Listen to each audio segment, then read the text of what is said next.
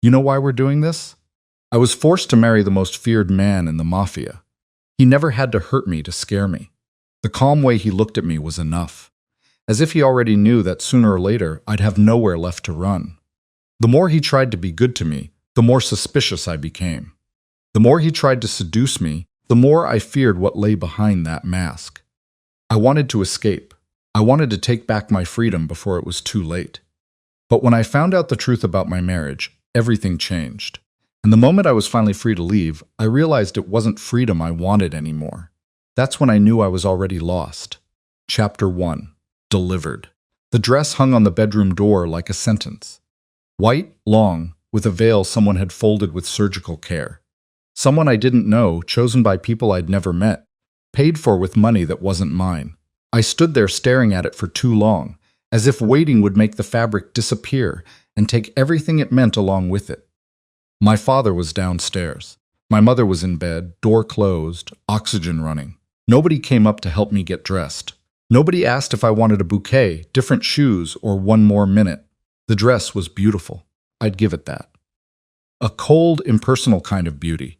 The kind of garment that wasn't made to please the one wearing it, but to impress the ones watching. I pulled the dress on by myself, hands shaking on the buttons at the back. I thought about what my father had said 2 weeks before. He'd shown up in the kitchen on a Sunday night, with hollow eyes and wearing a wrinkled suit like someone who hadn't slept in days. He sat down at the table without taking off his coat and stayed quiet until I turned off the stove and sat across from him. Dominic Ashford, my father, a Cleveland merchant. The man who disappeared for weeks and came back with shorter and shorter excuses, looked at me with an expression I'd never seen on his face. It wasn't shame. It was something worse. It was the face of someone who'd already decided.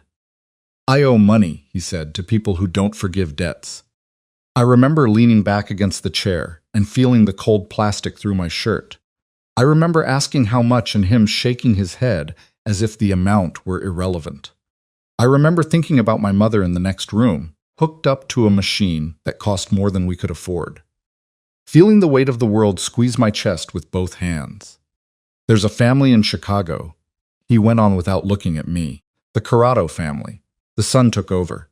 He agreed to forgive everything. But there's a condition. I knew before he finished. I knew from the way he couldn't lift his eyes. From the way his hands clenched on the table. From the silence that hung between one sentence and the next, as if he were giving me time to put the pieces together on my own. He wants to get married, my father said. The groom's name is Caspian Corrado. I didn't know the face, didn't know the age, didn't know anything beyond the last name and what it stood for. I looked him up that night, locked in the bathroom with my phone in my hand and my heart beating way too fast. I found almost nothing. A grainy photo in an article about a restaurant in Chicago. A man in a dark suit, half in profile, with a razor-cut jaw and eyes that gave nothing away. The kind of face that doesn't smile for the camera because it doesn't need to. The article referred to the Corrado family as entrepreneurs in the hospitality and entertainment sector. It was a polite way of not saying what everyone already knew. I said yes the next day, not because I wanted to, but because I looked at my mother's bedroom door and saw no other way out. And now here I was in Cleveland, wearing the white dress of a bride who hadn't chosen a thing. Not the dress, not the altar, not the man trying to fasten the last button at my back with numb fingers. When I finally managed, I looked in the mirror and didn't recognize the woman standing there. She looked calm. I wasn't. The ceremony was in Cleveland at a hotel downtown I'd never set foot in, even though I'd walked past it my whole life. Dark stone facade, glass doors with gold trim. The kind of place that screamed old money in every detail. My father drove the 20-minute ride without saying a word. I spent the whole way staring out the window, counting traffic lights and trying not to think about what was waiting on the other side. 2 men in black suits were waiting at the entrance. Neither smiled. One of them opened the car door for me and said, "This way." He used the same tone as someone announcing the next subway stop. The room was small for a wedding. No flowers, no music, no decor beyond a mahogany table with papers and pens.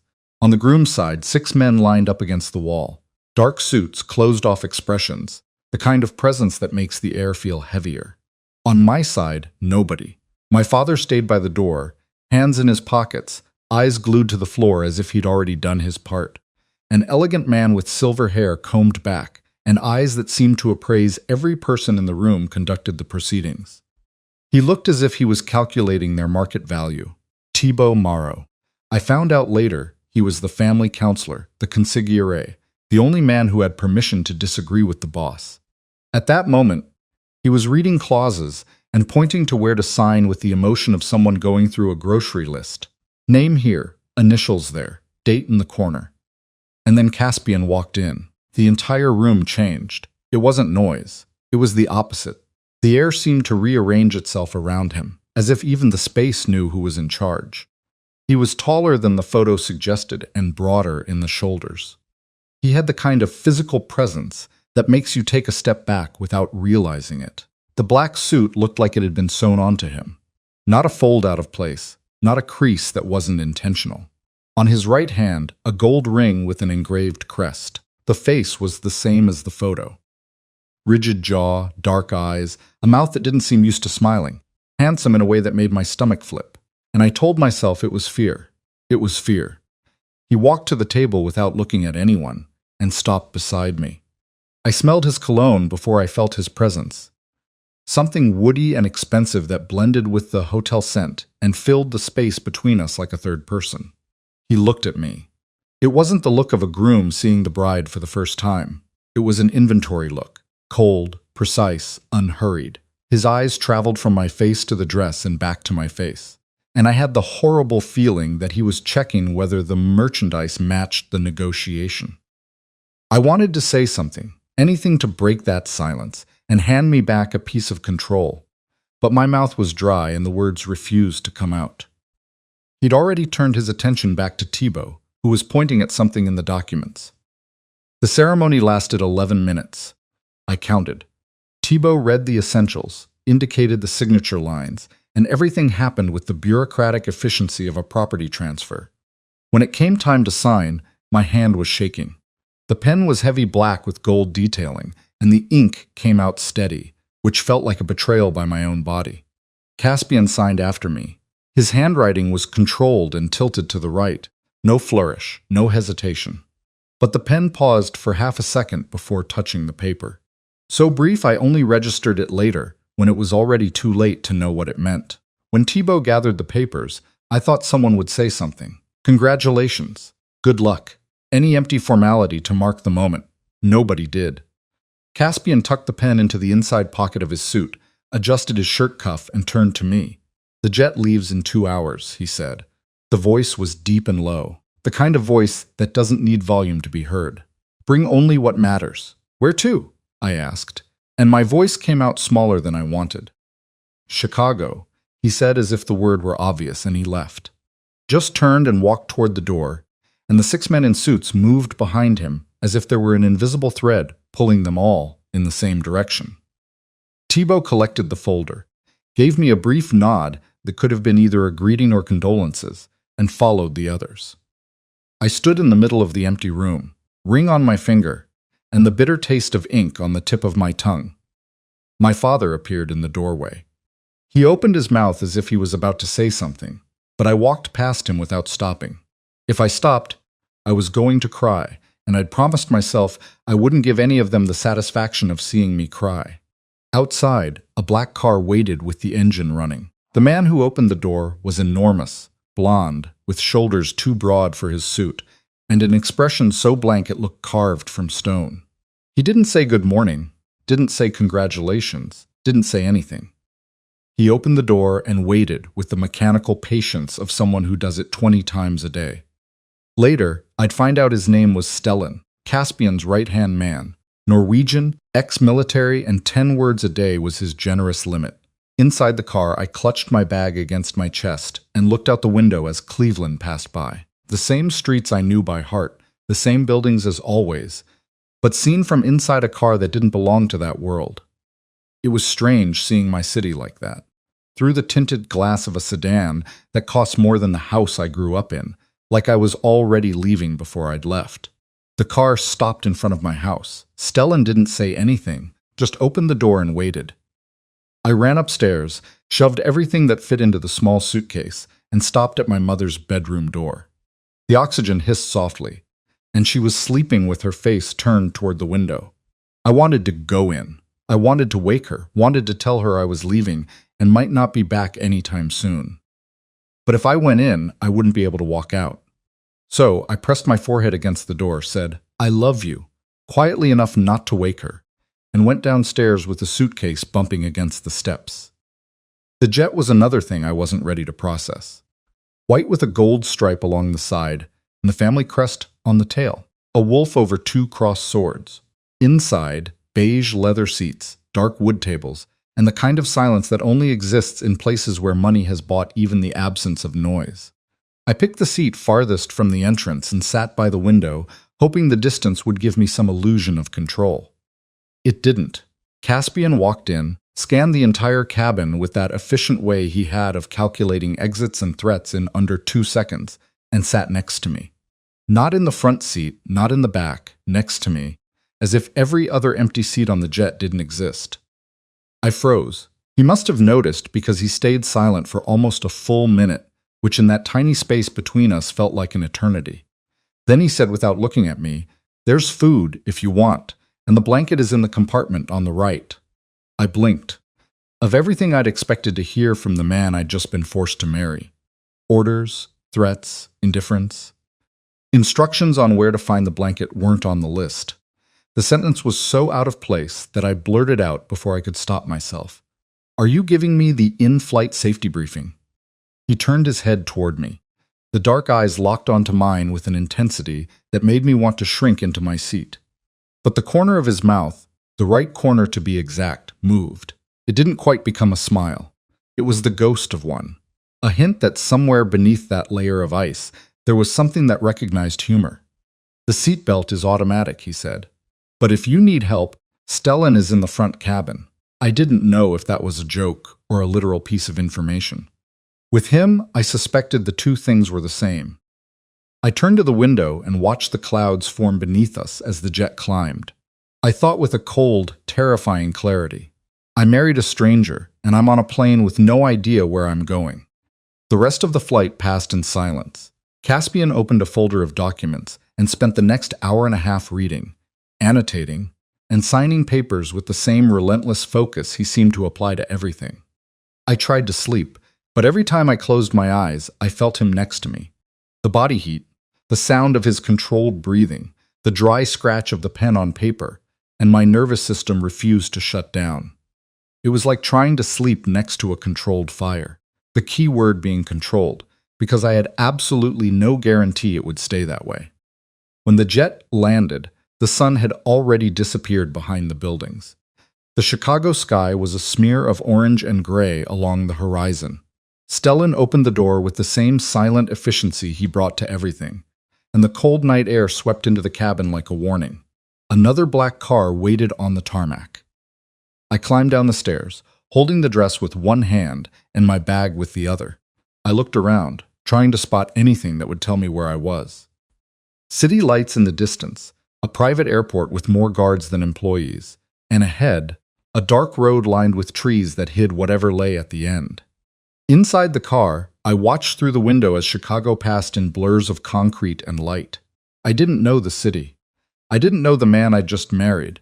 I didn't know where I was going. The only thought looping in my head like a scratched record was, what have I done? The drive took 20 minutes. When the car stopped, I lowered the window and saw the mansion. It wasn't a house. It was a statement. Dark stone, 3 stories, tall windows with golden light slipping through the curtains, and a columned entrance that looked like it had been stolen from some European palace and replanted on the outskirts of Chicago. The garden was immaculate, hedges trimmed with geometric precision, a stone path lit by low lanterns. In the background, the silhouette of a fountain I couldn't quite make out in the dark. Caspian got out of the car without waiting for Stellan to open the door. He adjusted his suit, looked at the mansion the way someone checks that everything is in place, and then turned to me. He held out his hand. I looked at that hand, large, the signet ring gleaming under the lantern light. For a second, I considered not taking it, but my legs were numb from the flight, and the dress heels were a death trap. So, I placed my hand in his and let him help me out.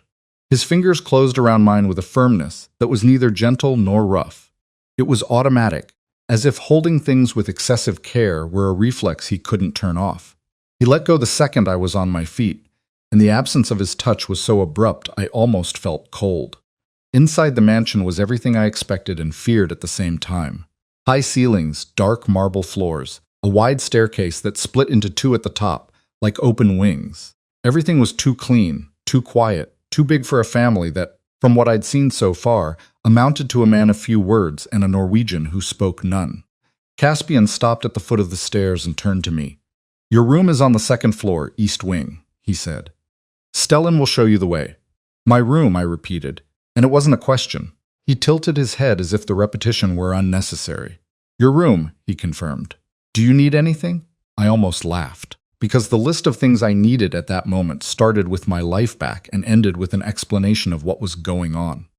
Neither one fit into a polite answer, so I said no.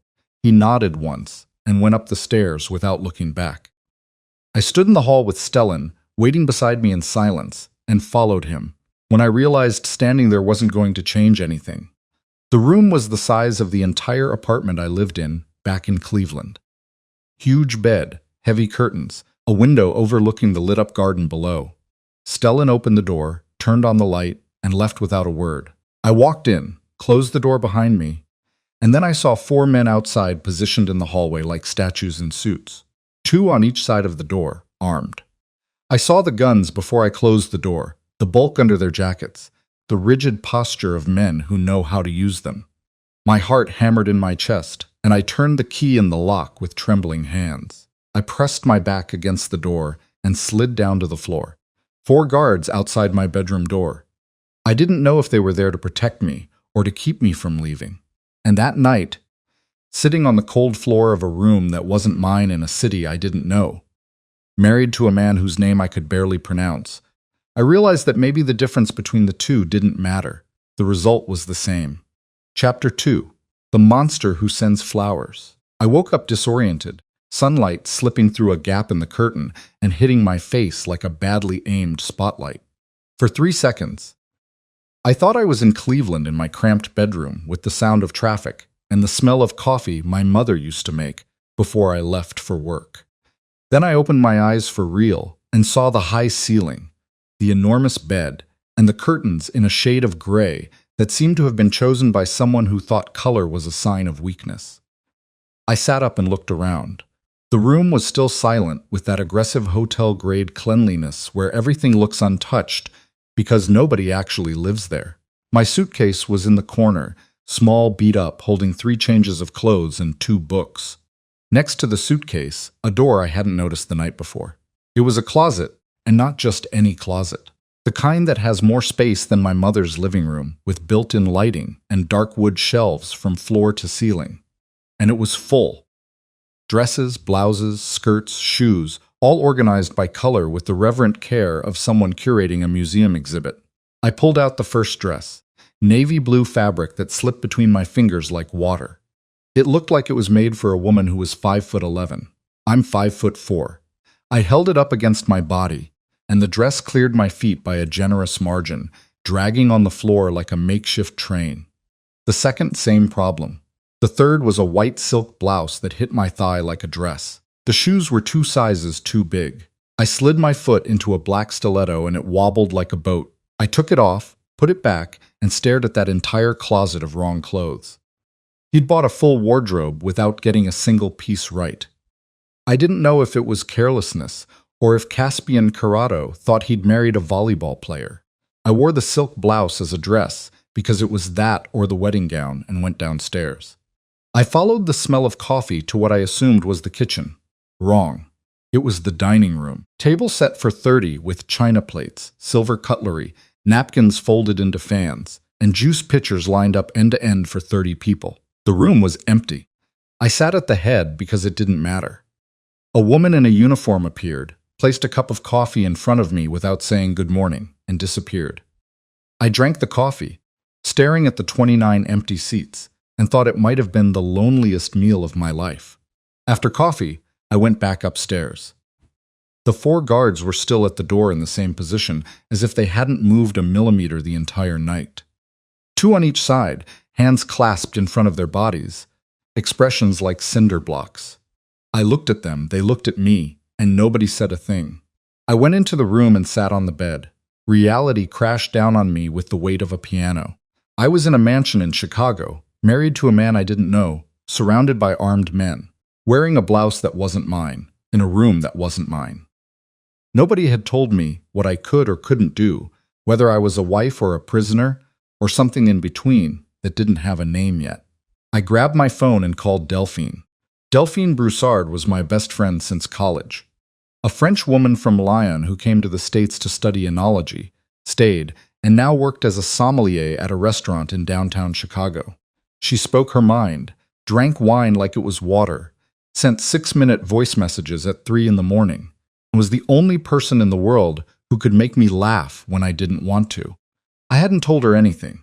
I didn't have time, didn't have the nerve, and part of me felt like if I said it out loud, the situation would become real in a way I wasn't ready to accept. She picked up on the second ring. "Sarah, I called you 3 times yesterday. You disappeared. Are you okay?" I opened my mouth, closed it, opened it again. "I got married," I said. The silence on the other end lasted 4 seconds. "You what?" "I got married, Del, yesterday in Chicago to a man I don't know." "Serafina Ashford," she said, and I could tell from her tone she'd gone from shock to fury in record time. "If this is a joke, I'm coming over there and killing you myself. If it's not, I'm coming over there and killing him. Either way, I'm coming." I told her everything. The father, the debt, the 11-minute ceremony, the jet, the mansion, the guards. Delphine listened with progressively louder sounds of outrage. A quiet no here, a "you're kidding" there. A demand that cut through the phone like a slap. When I finished, she was quiet for a stretch that coming from Delphine was alarming. "Let me get this straight," she said slowly. "You married a mobster. You're locked in a mansion. There are armed guards outside your bedroom door, and you're telling me this over the phone like it's a routine update. Is this a movie, or am I drunk? Neither. Sarah, I swear on everything I love, I'm coming over there, even if I have to break down the gate. Send me the address." "I don't know the address, Del. I don't even know what neighborhood I'm in." She let out a string of words in French that I didn't understand, but the tone was self-explanatory. Then she took a deep breath and said, "Okay, listen. I'm going to find out where you are. I'm coming and we're going to figure this out. You aren't going through this alone. You hear me?" My eyes stung, but I didn't cry. I thanked her, hung up, and stared at the ceiling with the phone pressed against my chest. Then I opened my contacts and hovered my finger over my mother's name for nearly a minute. I called. The nurse answered, "Donna," the same tired voice as always, and said she was stable, that the oxygen had been adjusted that morning, and that she'd been asking about me. "Tell her I'm fine," I said. "Tell her I'm in Chicago working." The lie came out smooth because it was the kind of lie I already knew how to tell before I got there. The rest of the day passed with the slowness of a broken clock. I paced the room, tried to read, gave up, tried again, gave up again. I didn't see Caspian, didn't see Stellan, didn't see anyone except the woman in the uniform who appeared at lunchtime with a tray and left with the same ghostly efficiency. In the middle of the afternoon, someone knocked on the door. I opened it expecting the tray and came face to face with a flower arrangement the size of a shrub. White lilies, dozens of them, mounted in a black vase with black ribbons at the base. The arrangement was solemn, fragrant, and flawless, and it looked with striking accuracy like a funeral arrangement. I stared at those flowers and felt a nervous laugh climb up my throat. He'd sent funeral flowers. The head of a mafia family, the owner of a mansion with more guards than furniture, had sent an arrangement that looked like it belonged at the wake of an Italian great-aunt. I went to the door. The 4 guards stared at me with the usual expression. None. But Stellan was there too, standing beside them with a tablet in his hand and the upright posture of someone born in military formation. "Who sent the flowers?" I asked. Stellan looked at me with the most expressionless blue eyes I'd ever seen in my life. "Mr. Corrado. He requested beautiful flowers." I looked at him, looked at the arrangement behind me, looked at him again. "Tell him I'm alive. Not being laid to rest." Stellan blinked once. the Norwegian equivalent of a belly laugh. "I will pass that along," he said, and walked down the hallway with the tablet under his arm. I closed the door, leaned against it, and let the laugh out. Short, nervous, a little hysterical. But it was the first time I'd laughed since Cleveland. And for a second, the knot in my chest loosened. Night fell, and I lay in the too-big bed, staring at the too-high ceiling, thinking about too many things. I fell asleep after midnight. I dreamed about my father, about the ceremony, about Caspian standing next to me without smiling. I woke up all at once, heart racing, breath caught, hair stuck to my forehead. I sat up in bed and reached for the nightstand. My hand touched a glass. There was a glass of water there, thick glass, filled halfway with a bead of condensation running down the side. It hadn't been there when I went to bed. Beside it, folded in half with precision, a piece of heavy paper with a line in black ink. I picked up the paper and tilted it toward the moonlight. "Drink the water. The nightmare will pass." The ink was steady, but looking closely, I saw what appeared to be a crease in the paper, as if he'd folded it, unfolded it, and folded it again before deciding to leave it, as if writing 3 words had taken more than one try. I knew that handwriting. I'd seen it signing the documents that sealed my fate. Someone had come into my room while I slept, made it past the guards, opened the door, placed a glass of water and a note, and left without waking me. And that someone was the same man I'd been trying not to think about since the jet landed. It wasn't gentle. Not exactly. It was functional. Drink the water. The nightmare will pass. Direct, almost cold, but he knew I'd had a nightmare, which meant he'd been awake, which meant he'd been paying attention. I drank the water. I tucked the note into the nightstand drawer without knowing why. I lay down and stared at the ceiling until sleep came back. And the last thought I had before closing my eyes was that of all the fears I'd carried with me from Cleveland, the most dangerous one wasn't the armed man on the other side of the door. It was the glass of water on the nightstand. The next morning I went downstairs expecting the same table set for 30 and the same empty chair. The table was there. The 30 places were still there, but in the chair across from mine, Caspian was sitting. He was holding a coffee cup with his right hand, the signet ring gleaming under the window light, and reading something on his phone with the attention of someone decoding a war treaty. The dark suit, the shirt buttoned to the second to last button. He looked so perfectly put together at 7 in the morning that I felt an irrational flicker of irritation. Considering I was standing there in the wrinkled silk blouse with my hair in a bun that defied gravity. He looked up when I stopped in the doorway. He didn't say good morning. He didn't smile. He just looked at me with that intensity I still didn't know how to read. I sat down, pulled the coffee cup toward me, and took a long sip. He didn't go back to reading. He was watching me still, with the patience of someone who could wait as long as it took. And there, beneath that gaze that weighed like lead, I felt something shift inside my chest. It wasn't fear. There was still fear, plenty of it. But there was something else alongside it, warm and unsettling, that settled beneath my ribs and refused to leave. And I realized with a sting that scared me that what I felt wasn't just fear. Chapter 3. Too close. Breakfast with Caspian lasted 12 minutes. I know because I counted. It was the second time I'd timed something related to him, and the pattern was starting to worry me. During those 12 minutes, he drank coffee, read something on his phone, and looked at me 4 times. I drank coffee, ate a tasteless piece of toast, and pretended I didn't notice any of the 4 times. He left without saying goodbye. He stood up, adjusted the button on his suit with that automatic gesture I already recognized, and walked to the door. At the threshold, he stopped and half-turned in my direction. "The clothes are being replaced." "What? The clothes in the closet?" "They were the wrong size. They're being replaced today." And he left without waiting for an answer, without apologizing, without explaining how he knew.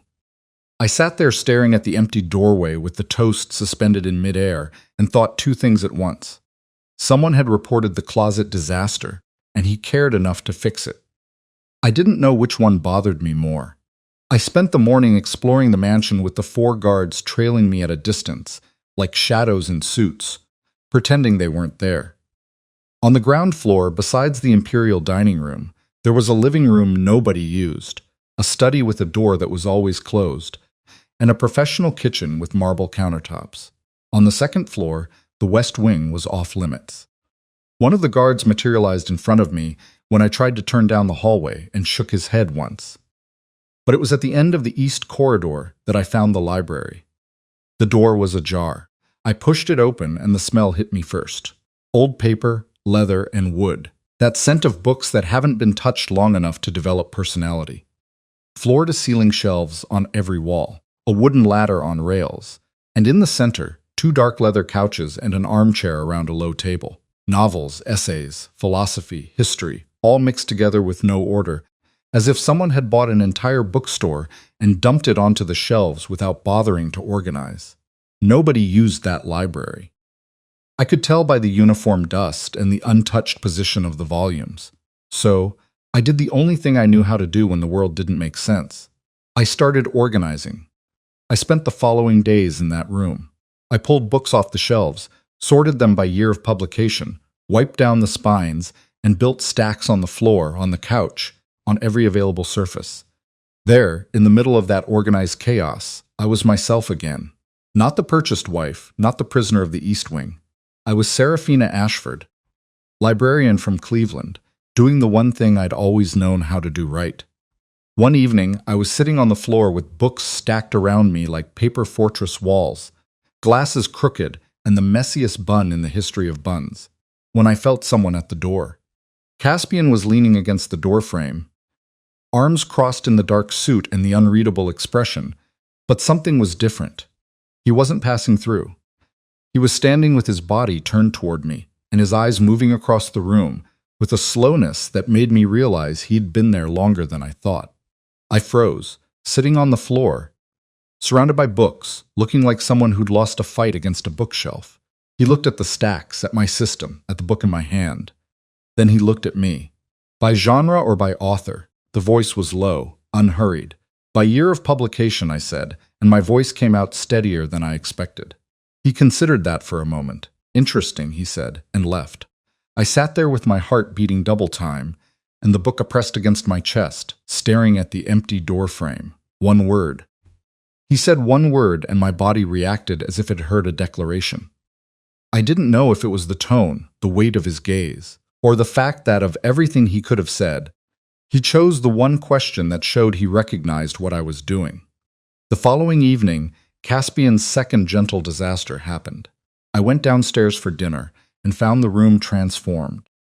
The table that had been set for 30 now had 2 places, one across from the other, with lit candles, crystal glasses, linen napkins, and 3 waiters positioned along the wall like soldiers awaiting orders.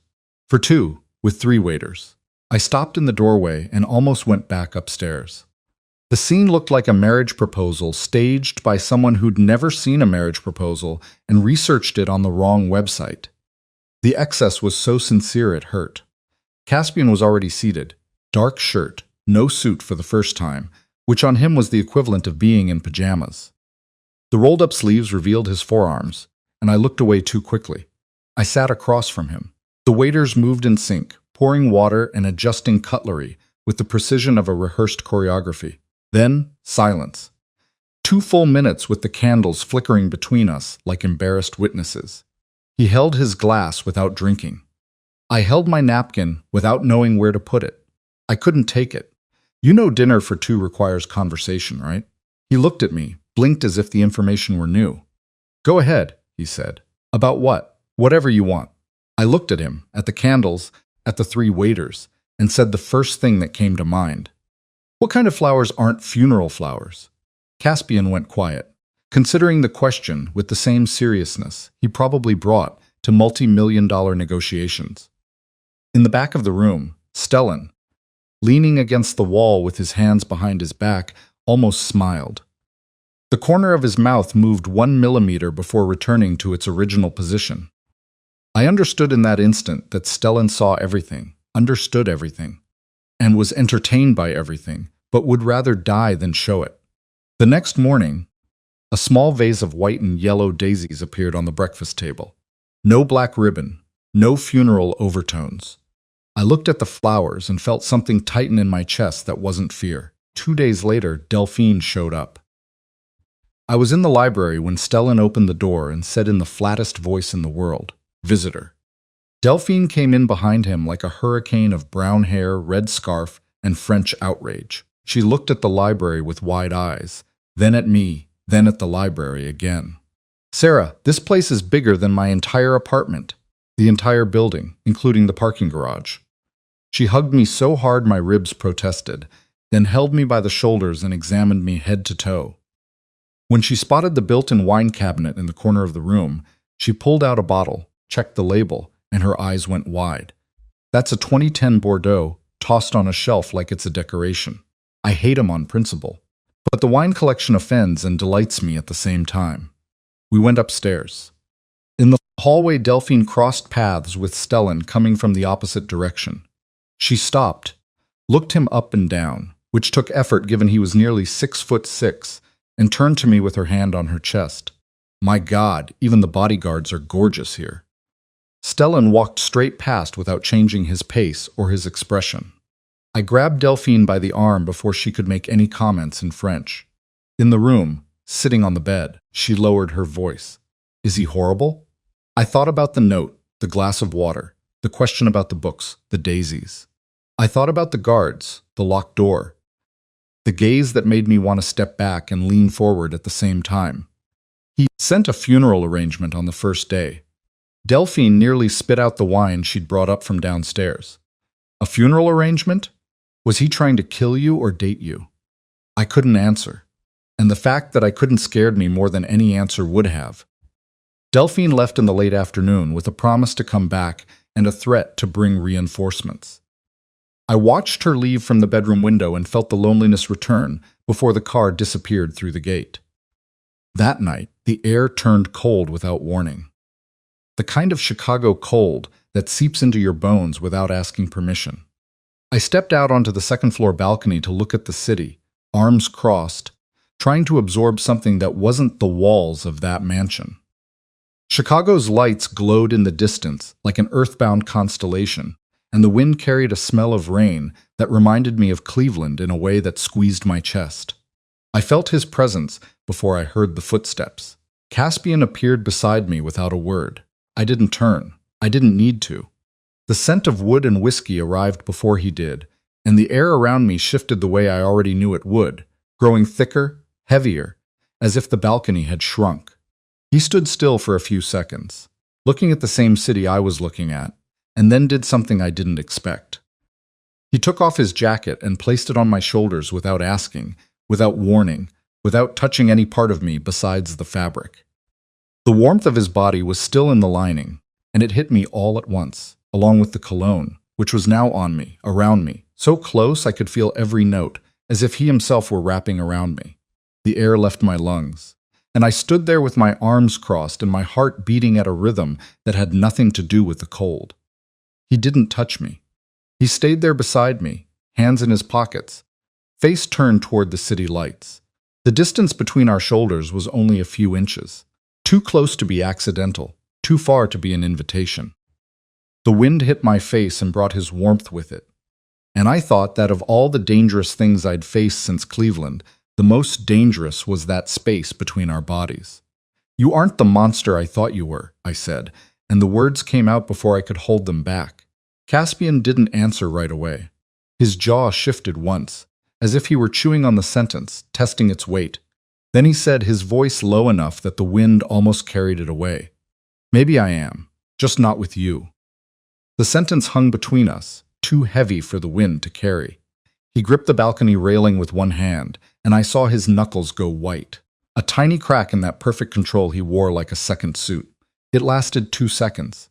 Then his fingers relaxed. The posture returned, and the moment passed so quickly I almost thought I'd imagined it. I turned my face and looked at him, at the hard profile cut against the city lights, at the tense line of his jaw, at the dark eyes that weren't looking back at me, but that I knew were aware of my every move. He just told me he was dangerous, that the monster existed, that I was the exception. And the part of my brain that should have felt fear, the logical, rational part from Cleveland, went silent. I didn't give the jacket back. In the middle of the night, I went downstairs for water. The kitchen was nearly dark with a single low light above the counter. Caspian was there, standing, leaning against the counter, sleeves rolled up, glass of whiskey in hand. No suit, no armor. His shoulders were lower, his jaw more relaxed, and the dim light softened the hard lines of his face. He looked tired. Not the kind that sleep fixes, but the kind that comes from carrying heavy things for too long. He looked up when I stopped in the doorway. I was in a t-shirt and sweatpants, hair down, barefoot. The kitchen was enormous, but the second his eyes met mine, the space shrank. "Can't sleep?" he asked, his voice lower than usual. "No," I walked in slowly, as if moving too fast would break something fragile. "You? I never can." The sentence lingered in the air, simple and heavy. I went to the sink, grabbed a glass, and filled it with water, feeling his gaze on my back like physical pressure. When I turned around, he hadn't moved. I should have gone back upstairs. I should have said goodnight and gone back to the room, but my feet didn't obey. I stayed there, leaning against the opposite counter, glass in both hands and his jacket still on my shoulders. Because I hadn't given it back, and he hadn't asked for it. The air between us was thick with something neither of us named, and every passing second made it harder to pretend it didn't exist. When I went back upstairs, I pressed my forehead against the bedroom door and closed my eyes. The jacket was still on my shoulders, and I didn't take it off. I stood there breathing in the scent of wood and whiskey, and thought that I was in danger, but not the kind I'd assumed. The danger was the warmth beneath my ribs that appeared when he was near, the difficulty breathing that had nothing to do with fear, the urge to stay when everything told me to run. I was thinking about him before I fell asleep, and the fear was turning into something else. Chapter 4. The Truth That Burns. The days passed, and the distance between us shrank without either of us planning it. Caspian stopped sending Stellan. He started showing up in person without warning, as if testing how close he could get before I pulled away. One morning, I was in the backyard garden sitting on a bench near the fountain, book in my lap and a coat too thin for the cold. I sneezed hard, the kind that shakes your whole body. I wiped my nose with the back of my hand and went back to the book. 20 minutes later, Caspian came down the stone path with his usual long stride, carrying a heavy coat over his arm and a steaming cup in his hand with the expression of someone executing a high-priority military mission. He stopped in front of me, held out the coat, and set the tea on the bench. I looked at all of it and said, "I sneezed, I didn't faint." "You're red," he said, as if that settled the matter. "Because it's cold, then the coat makes sense." I opened my mouth and realized I had no argument. I put on the coat, which was too big and smelled like him, and picked up the tea. Caspian looked satisfied in an almost imperceptible way. His shoulders relaxed 1 millimeter, his jaw unclenched half a degree, and he left without another word, hands in his pockets, walking like someone who just resolved a matter of state. One evening, I was reading on the library couch when he came in and sat in the opposite armchair with a hardcover. After 20 minutes, I noticed he hadn't turned the page once. I knew because I'd been watching, and the fact that I was watching was already a problem. I needed another book from the top shelf. I stood up, stretched my arm, and couldn't reach it. Before I could grab the ladder, I felt the warmth behind me. Caspian had stood up without a sound, reached over me, and grabbed the book. When he lowered it to hand it to me, his fingers touched mine. The world stopped. The contact was minimal. Fingertips against fingertips with the book between us, but I felt that touch travel up my arm and settle in the center of my chest like an electric current. Neither of us let go of the book. He was too close. Close enough for me to see the variations of shade in his dark eyes, to feel the warm breath of whiskey and mint. He looked at my mouth. I looked at his. Nobody moved. The space between us was shrinking, as if its own gravity were pulling one toward the other. The door opened. "Mr. Corrado, Thibaut needs you." Caspian closed his eyes for half a second, jaw locked. Slow breath through his nose, fingers tightening on the book before releasing it, and left without a word.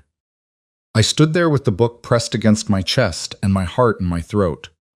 The next morning, Thibaut Marot knocked on the library door. 2 spaced formal knocks. He walked in with his usual elegance, gray suit and a brown leather folder in his hand. But his expression was different from every other time I'd seen him. It wasn't calculation. It wasn't efficiency. It was the face of someone who'd made a decision against his own nature and still didn't know if he'd done the right thing. Serafina, he said, and it was the first time he'd used my name. He closed the door behind him and stood still for a moment, his hand still on the handle, as if giving himself one last chance to back out. Then he walked to the coffee table and set the folder down. Caspian doesn't know I'm here, he said before opening it. And if he did, it'd probably be the last thing I ever did in this house. But I've worked for this family for 32 years. And the one rule I've never broken is don't destroy the people inside. He looked at me with those eyes that calculated everything. But for the first time, there was something more. Something that looked against everything that man stood for, like remorse. You're inside now, and you deserve to know what you walked into. He opened the folder.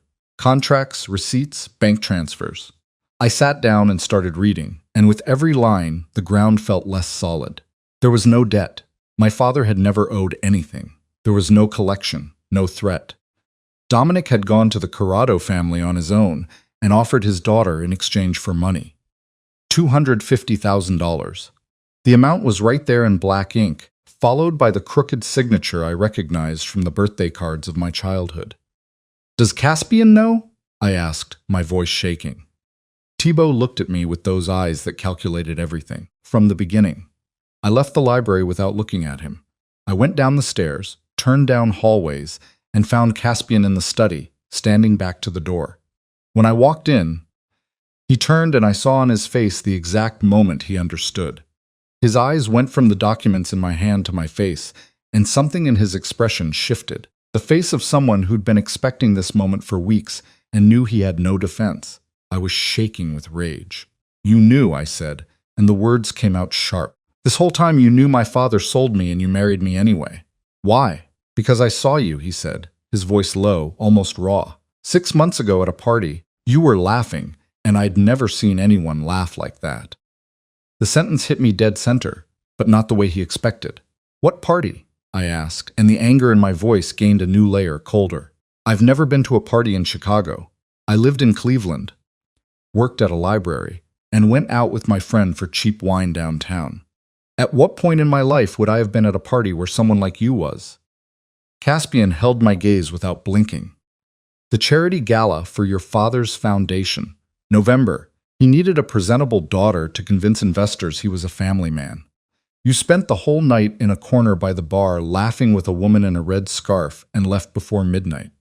The floor vanished. My father's foundation. The front organization he claimed was philanthropic and that I'd never questioned. I'd been at that event. Delphine had come with me because I hated going alone. I remembered the borrowed dress, the terrible canopies. Leaving early because I couldn't stand smiling at strangers anymore. And somewhere in that room, Caspian Corrado had been watching me. "So, you saw me once, 6 months ago, and decided you wanted me," I said slowly, testing the weight of the sentence. "And when my father showed up offering his daughter, you found it convenient." "I didn't find it convenient. I found it inevitable." His jaw tightened. "And if I hadn't accepted, he would have offered you to someone else. So, you bought me. I took you from a man who was selling you. That doesn't change the fact that you took part." "No, it doesn't." He didn't defend himself, didn't justify, didn't explain. He accepted it. And that acceptance disarmed me in a way no apology ever could have, because it gave me nothing to fight against. I went upstairs, locked the door, and cried for the first time since Cleveland. Not out of fear, but out of betrayal. The father I thought I was protecting had turned his own daughter into a bank transaction. And Caspian had known from the start while he brought tea when I sneezed and wrote notes when I had nightmares. I cried until my eyes burned. For the daughter who thought she was being brave and was being sold. For the mother in Cleveland who didn't know a thing. Who I called every other day and told I was fine. That Chicago was beautiful, that the new job was good, while on the other end, the oxygen hissed and her voice grew thinner every week. If she knew her husband had sold their daughter to pay for what wasn't even a debt, the machine keeping her lungs working wouldn't be enough. And I cried because despite everything, despite the lie, the deal, every document in that folder, I didn't want to leave. And that was what hurt the most. I didn't leave the room the next day or the day after. Sometimes I heard footsteps stop on the other side of the door. Heavy, lingering, the kind that belong to a large man who doesn't know what to do with his hands, and then move away without knocking. On the third day, I woke up and saw a white envelope under the door. The firm, right, slanting handwriting on the front, told me who it was from before I opened it. I sat on the bed and stared at it for a long time because some part of me knew that whatever was inside was going to change everything again. Chapter 5. Choices. I opened the envelope with hands still numb from 2 days without leaving the bed. Inside, 3 things. A passport, mine, which I didn't know he had. A black credit card with no limit printed on the back. And a plane ticket, open-ended, no destination, no date, no restrictions. A ticket to anywhere in the world. No note, no explanation, not a single line of that slanted handwriting I already knew by heart. But the message was clear. I could leave, and he wouldn't stop me. I sat on the bed with the 3 items in my lap, staring at the ticket as if it were about to explode in my hands. Freedom. That was what I'd wanted since Cleveland. Since the dress hanging on the door, since the 11 minutes that sealed my life in a room without flowers. To leave, to go back to my mother, to my apartment, to the public library, where the books stayed in the right place. And nobody looked at me as if I were the most dangerous and necessary thing in the world at the same time. So why weren't my hands moving? I turned the passport between my fingers. My photo stared back at me with that neutral document face. Brown eyes, hair pulled back, the expression of someone who didn't yet know what was coming. The photo had been taken in Cleveland at a notary near the library on a Tuesday afternoon. I remembered because afterward I went for coffee with Delphine and she complained for 40 minutes about a customer who'd sent back a Pinot Noir because he found it too sour. It felt like another life. It felt like another person. I grabbed my phone and called Delphine. She picked up on the first ring as if she'd been waiting. Sarah, I called 6 times yesterday. If you hadn't picked up today, I was going over there with the police, the fire department, and a priest because one of those 3 was going to be necessary. Del, I said, and my voice came out broken in a way that made her go quiet instantly. I told her everything. The folder, the documents, the father, the $250,000. The lie that had propped up my entire life in Chicago like a rotten foundation under a house I thought was solid. I told her about the confrontation in the study, about Caspian's face when he said, "No, it doesn't." About the 2 days locked in the room staring at the ceiling while I tried to piece together a story I thought I knew. And I told her about the envelope. Delphine listened in silence for the 2nd time in her life, and both times had been because of me. She had nothing to say. I heard her breathing on the other end controlled and pictured the serious face she made when something was too big for a quick answer. The loud Delphine, the Del of 6-minute voice messages. The Del who had an opinion about everything before you finished your sentence. That Delphine was silent, and that scared me more than anything she could have said. After a stretch that felt elastic, she spoke. "I'm not going to tell you what to do." Her voice was steady, stripped of the usual humor, without the sarcasm I knew like a second language. "But I will tell you one thing. The guy sent you a funeral arrangement because he doesn't know how to buy flowers. He got you clothes in the wrong size because he'd never paid attention to any woman before. He put 4 guards at your door because he thinks protecting is the only form of love he knows."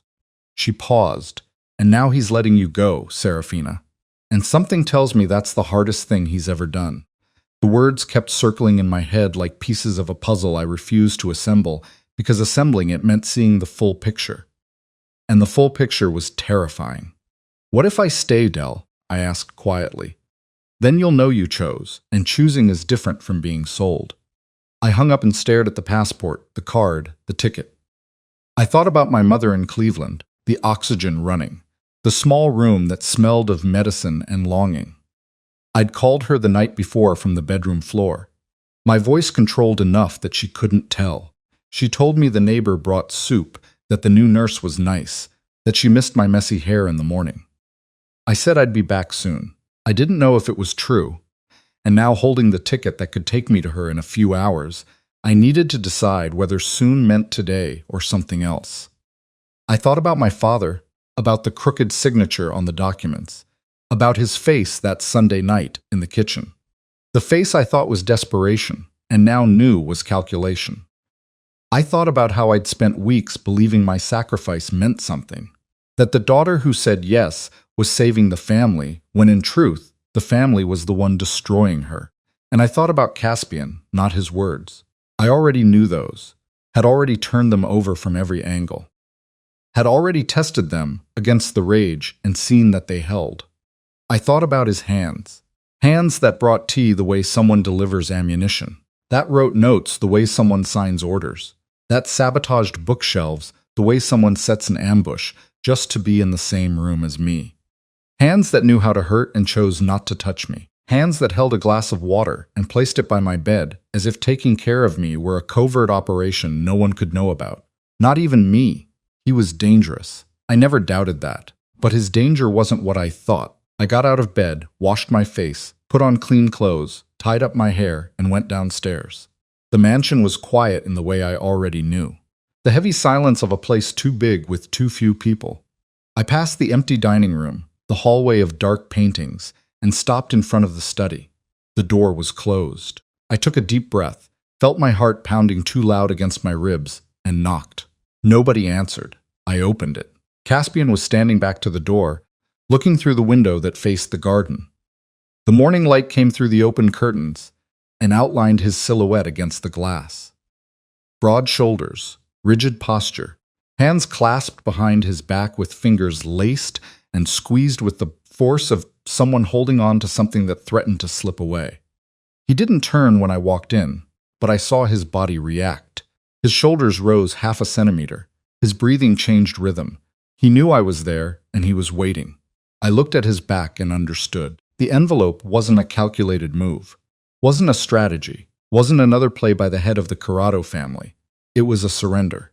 Instead of justifying himself, instead of arguing, instead of using the power he had to keep me there, and he had it. We both knew he had it. He'd opened the door. He gave me the way out that nobody ever had. Not my father, not life, not the circumstances that had dragged me from Cleveland to Chicago. The only person who offered me a real choice was the man everyone thought took choices away. "Why did you give me the ticket?" I asked. He didn't turn around. "Because you aren't a prisoner, and if I leave," the question hung in the air. I saw his shoulders rise with a slow breath, saw his fingers tighten once before relaxing, and when he answered, his voice came out lower than I'd ever heard it. Hoarse, restrained, carrying the weight of something he'd been holding longer than I'd imagined. "Then I'll know I did the right thing at least once." He turned around, and his eyes were different. They weren't cold, weren't calculating, didn't have that layer of control I recognized as Caspian Corrado's standard armor. They were vulnerable, open in a way that made me hold my breath because that was the face he didn't show anyone. The face beneath the boss, beneath the suit, beneath the signet ring, and the last name that made people back away. The face of a man who'd watched his father die at a family dinner, who took over an empire the same day, who controlled everything around him because he believed constant vigilance was the price of survival, and who was now standing in front of a woman from Cleveland with his eyes open and his hands empty, waiting for her to leave. I took the ticket out of my pocket and placed it on his desk. "I'm not leaving." He didn't move. His jaw tightened, and his eyes studied me with an intensity I felt on my skin, as if he were searching for the lie. Testing the sentence, checking whether I knew what I was saying. Why? Because for the first time, someone gave me the choice to go, and I'm choosing to stay. Caspian closed his eyes. 1 full second I counted. Because by this point, counting his seconds was a reflex I couldn't control anymore. When he opened them, there was something there that hadn't existed before. Relief, gratitude, and something fierce he couldn't hide, glowing behind his dilated pupils like a flame someone had tried to put out and failed. His mouth moved as if it wanted to say something, but no words came out, and I realized that was the kind of silence that says more than any sentence. The silence of a man who'd just received the only thing he wanted and didn't know what to do with it. Night fell differently that day. The weight I'd been carrying since Thibault's documents hadn't disappeared, but it had changed shape. It was no longer a rock on my chest. It was something I held with both hands, knowing it was mine and that I'd chosen to carry it. I went to the library. Their place. That was how I already thought of it, without noticing when the library had become their place. I sat on the couch, picked up a book, and opened it to the marked page. The house was quiet, and the lamplight drew warm shadows on the shelves. He came in without knocking. I felt it before I saw it. The air shifting, the temperature rising half a degree, his presence filling the space the way it always did. He stopped at the door, looked at me, and walked to the armchair, but he didn't sit. He stood there, hands in his pockets, watching me with that intensity I no longer pretended not to notice. "You reorganized the poetry section," he said. "It was in the wrong place, mixed in with the essays. I know. I put it there on purpose. I looked up from the book. Why? So I'd have a reason to come here when you came to fix it." The sentence hung between us, simple and devastating.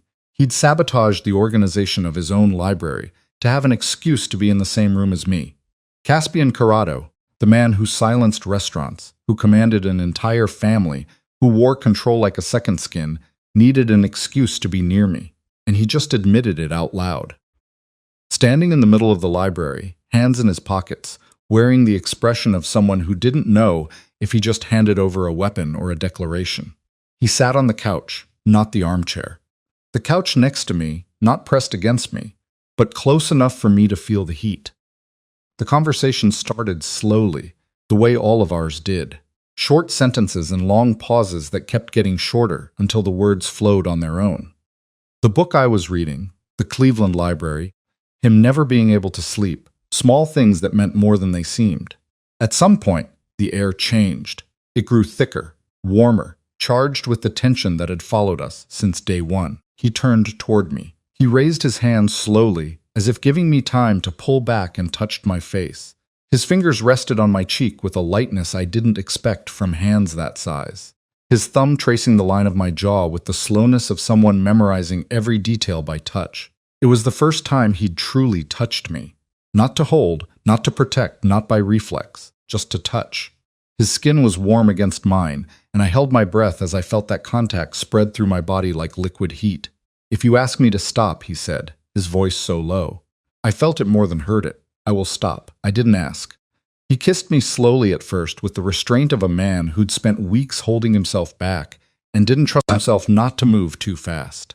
His mouth was warm and firm against mine, and when his lips parted, I tasted whiskey and something sweet I didn't expect, and the last thread of resistance I'd still been holding on to unraveled.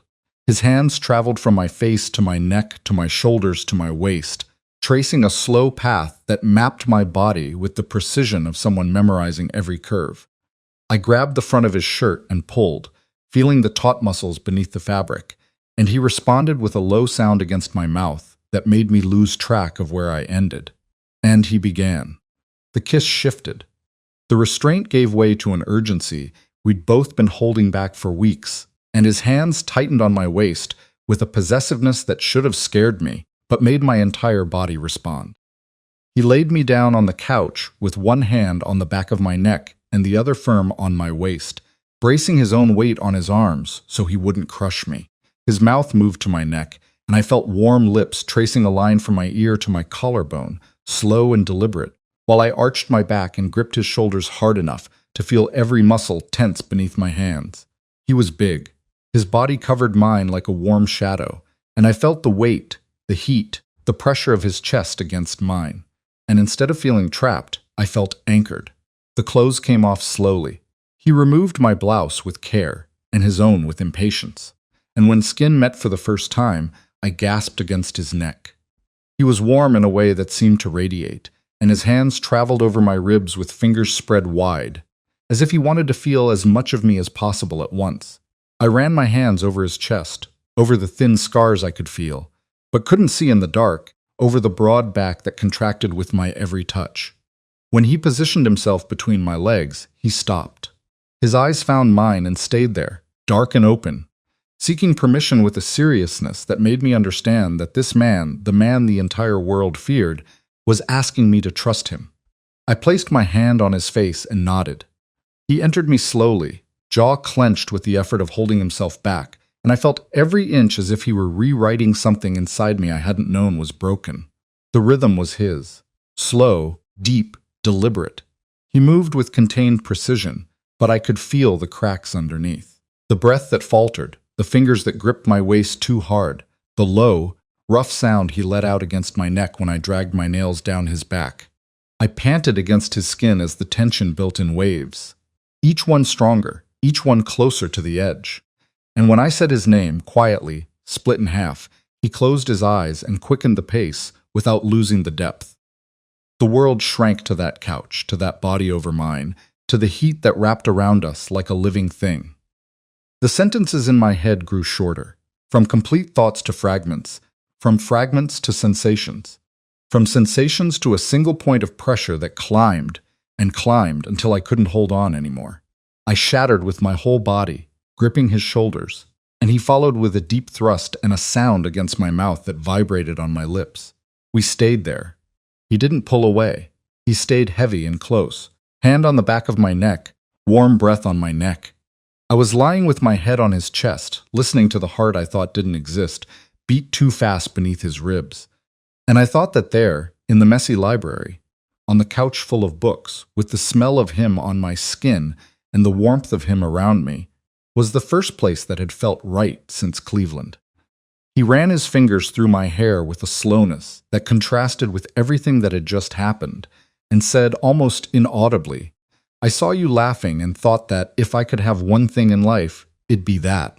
I looked at him, at the open, vulnerable face he only showed when he thought no one was watching, then make me laugh. He almost smiled. The right corner of his mouth lifted 1 millimeter. His dark eyes shone with something I'd never seen there before. And I knew that half-smile was the most Caspian Corrado knew how to give, and it was the most beautiful thing I'd ever seen. We stayed in the library until sleep came. At some point, he got up, grabbed the jacket he'd tossed on the armchair, and placed it over my shoulders with the same automatic gesture of care I already knew. The gesture he made without thinking, without asking, without expecting anything in return, as if protecting were the language his body spoke when his mouth couldn't. I wore the jacket and went upstairs with him. Not to my room in the East Wing, to his room in the West Wing I'd never set foot in. The guard stepped aside without a word, and I entered a space that was his in every detail. Dark, organized, smelling of wood with the curtains open to the Chicago sky. He pulled me into bed with the ease of someone who'd been doing it for years, and I fell asleep with my head on his shoulder and my hand on his chest, feeling his heartbeat slow to a calm, steady rhythm that rocked me to sleep. The next morning, I woke up wearing one of his shirts as pajamas, and the side of the bed still warm from where he'd gotten up. On the nightstand, a glass of water and a note, the firm handwriting, tilted to the right that I already knew by heart. Breakfast at 8 o'clock. The table is set for 2. I smiled. I put on his shirt, which was too big and smelled of wood and whiskey, and went downstairs. He was at the table, coffee in one hand and phone in the other. And when he saw me in the doorway, hair down, barefoot, wearing his shirt, his eyes darkened in a way that made me blush to the roots of my hair. I sat across from him. The table was set for 2, just 2, and for the first time since I'd arrived at that mansion, the other 28 places weren't there. I drank my coffee looking at him, and thought that choosing to stay had been the most terrifying decision of my life. Not because he was dangerous. He was, and I knew he was, and part of me suspected he always would be, but because staying meant accepting that this man, restrained, broken, fierce in ways I was still learning to map, was mine, and I was his, and that this choice came with a weight I still couldn't measure. His world was dark. The people around him carried guns and secrets. His last name opened doors most people didn't even know existed, and closed others I might need. I'd chosen to stay, and staying meant walking into that world with my eyes open, without my father's lie as an excuse, without the fake debt as a chain. I was there because I wanted to be, and knowing that was the most liberating and most terrifying thing I'd ever felt. Caspian looked up from his phone and watched me over his cup. He didn't say anything. He just looked at me. With that intensity, I no longer tried to escape, and I saw at the bottom of those dark eyes the same question I carried. Is it worth the wait? I took another sip of coffee and stayed.